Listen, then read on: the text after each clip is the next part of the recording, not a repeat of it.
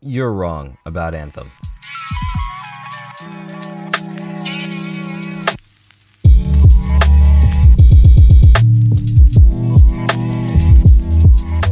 If you think that Anthem is really going to be a flop and it is not going to perform well and the game's not going to be worth buying, or it's going to be filled with loot boxes, or it's going to be filled with shitty publisher drama that EA is going to shove into the game, and it's not going to have a story and this, that, and the other, you are mistaken. And that is the audience that I want to talk to today.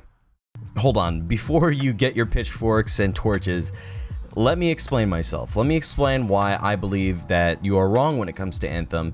I can see the game being exactly what you're saying it would be. I can definitely see it being a flop. I can definitely see it, not performing well, and I can see it backfiring completely against all the people who believe in the game, such as myself. But I have reasons to believe that this game is actually going to be a hard hitter for BioWare. I believe that this game can pull off one of the greatest comebacks in gaming history, if that makes sense. Especially for EA, because EA is not in a very good place right now, and everybody hates them for good reason, but I feel like this game will kind of give EA a little bit of slack. So let me walk you through a couple of points describing why I think that Anthem is actually going to be a great game.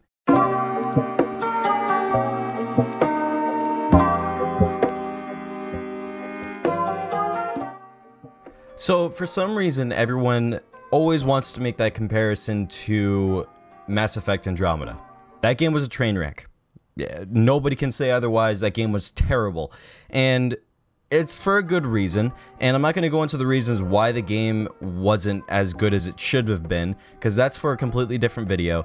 But what I do want to mention is that Mass Effect Andromeda was technically made by a completely different studio. Yes, it was still under the BioWare name, but you have to realize that it was made by BioWare Montreal, which is actually a completely different sect from the BioWare team that usually made games like Mass Effect 1 and 2, or actually, they made the entire Mass Effect series, minus Andromeda. So they actually ported out Mass Effect Andromeda to BioWare Montreal, and the original creators of Mass Effect were BioWare Edmonton. Like I said, I'm not going to go into the reasons why the BioWare team at Montreal actually screwed up that game so much, but BioWare Edmonton was working on Anthem the entire time that BioWare Montreal was working on Mass Effect Andromeda. They were actually working on it for a year over the time that BioWare Montreal have been working on Mass Effect Andromeda. So in other words, BioWare Montreal started development of Mass Effect Andromeda literally an entire year after the development of Anthem had already started. So Anthem has had a lot of time to breathe, and it's been in development for a while. So at this point, yes, it makes sense to be cautious. Obviously, you should be cautious about any game that you purchase, but it is not a real argument to say that Mass Effect Andromeda was terrible, and that was a BioWare game, so I'm not going to buy Anthem. So the next thing I want to mention is, it kind of ties into the last point of it being a completely different studio, but I want to give you a little history lesson here. So Mass Effect 1 and 2, definitely the best Mass Effect games. Mass Effect 3 had the biggest letdown in gaming end history. That ending was horrible, and it did not wrap anything up. It left a lot of questions. It just wasn't a good ending. But the reason why is because the lead writer for Mass Effect 1 and 2 actually left the project. He actually left BioWare to pursue other games. He left the studio after Mass Effect 2. So Mass Effect 3 was written by a completely different writer, but he came back to BioWare after Mass Effect 3 was released and before Mass Effect Andromeda was even conceptualized. So what was he working on for that time that he came back? He was working on Anthem. This writer who worked on Mass Effect 1 and 2, he actually came back to work on Anthem, and he has been writing the story for Anthem this entire time. So you can't really say that Anthem's not going to have a story, because if you enjoy the Mass Effect games and you enjoyed the story and you enjoyed, being able to, be engulfed in the story and be immersed into the landscape that was created, then you can say the same thing about Anthem. You can be excited that Anthem's going to have the same immersion that Mass Effect 1 and 2 both had. The next point I want to touch on kind of relates back to the first point, and it's that Anthem was in development for 6 years. It has not been a rushed project. They have taken their sweet time to make sure that the game is what they want it to be, which is something that Mass Effect Andromeda did not have. Let me backtrack for a second. I realized while editing that I said that Mass Effect Andromeda didn't have the same time that that Anthem has. In fact, Mass Effect Andromeda had 5 years, but the problem with that is Mass Effect Andromeda really was only developed within 2 years. The final product that we saw was actually a complete rework of the original game because they had a completely different idea for the game from the beginning, but they had to scrap it and restart literally 3 years into development. So that's kind of what happened there, and that's one of the reasons why the game was so flawed. So this game has the luxury of actually having a very, very good cushion for development. And I was very surprised to hear that EA actually gave them that much time to work on the game, but they apparently did, and hopefully it pays off. If the closed beta, or the closed alpha, I should say, was any indication of what the game is actually going to be like, then trust me, guys, this game is going to be great.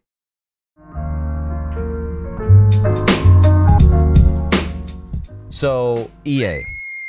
That is the one common thing that everyone seems to complain about when it comes to Anthem's release. Everyone says EA is a terrible publisher. We don't want anything to do with EA. We don't want to buy any EA games anymore. This, that, and the other. Everything that has to do with EA. Yes, I understand that EA has burned us several times. At least 3 times at this point. And you must be extremely tired of EA burning you. I completely understand that. I mean, it's a shit show. Like, the company is really greedy, and they don't really seem to understand what gamers want, and they don't really listen. But in terms of Anthem, I think that it's going to be a different story. Like I said earlier in the video, they gave BioWare a 6-year development time. That's a lot of time to develop a game, and that's a lot of time to, you know, learn from the mistakes of other games that have come around, and, you know, it gives a big cushion to just understand what's going on in the industry. So I think BioWare has it down in terms of what to do and what not to do in order to make their game succeed. They realize that loot boxes are not okay. They're not a good thing to do, and I think EA realized it as well. So what has happened is BioWare has stated, hey, we're not going to do any loot boxes. That's great. They also said, hey, we're not going to do any, you know, crazy microtransactions. The only microtransactions that you can do is for cosmetics that you see and you know exactly what you're purchasing when you spend money. That's what they said. Now, if they go against their word, that's a different story. But we can't just assume that they're going to go against their word. Now, I know they sort of went against their word when it came to Battlefront 2. They got the flack for it. EA got ripped when that happened, and for a good reason. In the end, I think they did learn their lesson. They took a big hit in terms of stocks. They took a big hit in terms of their reputation and everything along those lines. So I think that they understand that gamers don't want loot boxes. They don't want anything that is, that's really shitty, and that will, anything that's pay to win. That stuff doesn't fly with gamers anymore. Like, we're not standing for that, and they understand that, especially BioWare. They see what's happening in the industry. They're not stupid. They want their game to succeed. They've been working on this thing for 6 years. They're not going to let it flop because, they added microtransactions that people don't want. That doesn't make any sense. So, anyway, that's my point with EA. EA recognizes that Anthem right now is their golden boy. Anthem is going to be the one that makes them a lot of money just from the name alone, just from regular sales alone and DLCs in the future and stuff along those lines. This game is going to make them money. And if they take a look at other games like Warframe is definitely a profitable company right now, and they're making a lot of money, or I should say Digital Extremes is a very profitable company right now because they monetize their game in such a smart way. And Anthem is actually taking that, and they're saying, let's do the exact same thing. They're making money, let's make money the exact same way.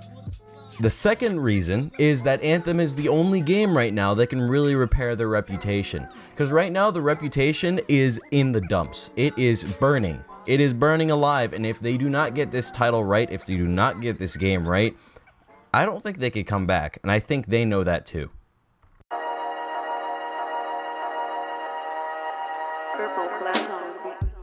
So one of the last things I want to touch on is the free content updates. So this not really been described whether the game is actually going to have full, like, massive expansions completely for free.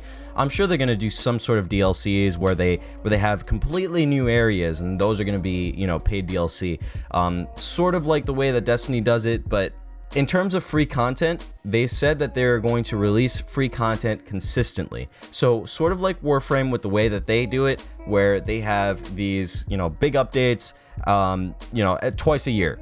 They do something along those lines. That is what Anthem is going to be doing. So you're not going to sit there and be, you know, super bored with the game, or even if you are, you know that something else is going to be coming down the line. So this is kind of in line with the whole live service thing. And that leads me to my next point. So people get upset when they hear the term live service, but I don't think people really understand what the term live service means. In my opinion, I think a live service game is a good idea. It's just it has not been executed properly, especially by EA. EA tries to land live service games by doing some sort of tricky and honestly really grimy marketing schemes to basically grab cash out of your pockets. That's what they're focused on. Now, in terms of a live service, I don't think that is the goal. I don't think that's what the goal should be. The goal should be to make people want to play your game for as long as possible. That should be what a live service game is. And I think that is what Anthem is doing. For example, a live service game is Warframe. A live service game is something like Destiny. Destiny is sort of a live service game. A live service game is any MMO. Literally any game that releases content after its release and tries to keep you engaged after the fact, those are live service games. So when people get upset when they hear the term live service, I don't really get why. It doesn't really make a lot of sense, because you should want a game to be a live service. I mean, of course, don't get me wrong, I enjoy single-player games. I think single-player games are great, and I think they're necessary. Me saying that I think live service games are a good idea is not me saying that, you know, death to all single-player games. That is not what I'm saying at all. What I am saying is that live service games are also a good thing. You don't want a game and then you put it down and you can't really play it afterwards. I mean, that is what a live service game tries to fix. They try to focus on keeping you engaged in the game, keeping you engaged in the world for as long as possible. And I think that's a good thing. If they continuously output new content and they continuously put out good content that keeps you engaged and makes you want to come back to the game and explore the world and have new experiences, that is what a live service game should be. And that is what I think Anthem is trying to go for. I think that this is going to be the right version of a live service game, and I hope EA lets them take the reins in terms of their monetization. I know they're supposed to meet certain quotas by the end of the year and, you know, yada, yada, yada. I think if Anthem just stays on track with this monetization method, where they focus on cosmetics and they focus on actually making the game just fun for a long time, they will reach their quotas by the end of the year every single year. And then some. So that's all I really had to say on the matter. I really just had to get this off my chest, and I've been thinking about this for a long time. Honestly, this has been on my mind since the beginning of the semester, because I'm in college. So since the beginning of the semester, I've really had this idea, and I've wanted to talk about this, but I never really had time. But now that I'm off, I have winter break, I can finally make a video about this and actually express the way that I feel about this situation, because honestly, I think that people are giving Anthem flack for no reason. I don't think it's warranted, and if they did enough research, I think that they would find that this game could be great. Now, let me make sure I back up and I say, I don't know all the facts. You know, I'm not saying that, you know, 100% Anthem is going to be a great game and it's going to be amazing, but all I'm saying is You should look into what these devs are doing. You should look into the background of, the reasons why you don't like something and really understand why you don't like it and come to a conclusion of whether or not your hatred, I shouldn't even say hatred because that's not really the right term to use, but your dislike of, let's say, Anthem is actually warranted. And in this case, I don't think it is. And if you disagree with me, please go ahead and say something in the comments. I would love to hear your response, and I would love to just converse with you about the situation. One last point I do want to mention is those of you out there who are really only focused on hating EA.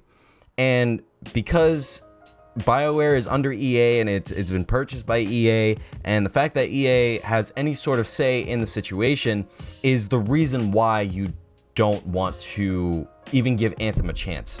And to you people who say that, I say that is kind of a silly reason to not want to even give Anthem the light of day. That's like saying you're in 5th grade and you see a swing set that you want to play on, and you're saying, oh, I don't want to play on that swing set because that guy over there was mean to me the other day. You know what I mean? Like, it's a silly argument. It's not something that is really warranted. If the game is good, if the game is enjoyable and it is good, then you should give it a chance. Period. End of story. Like I said, this game could turn out to be just a horrible thing and EA could run this into the ground. I really hope that they don't, because this could be a great addition to the looter shooter genre, and I think that it can, change up the landscape in terms of this genre. Destiny, Warframe, and Anthem all together kind of competing for that space. I think that would be a really, really good amount of competition to really push everyone to be at the top of their game. So I think any competition is welcome. I hope Anthem succeeds. If it doesn't, it is what it is. But come February 22nd, I'm ready to play.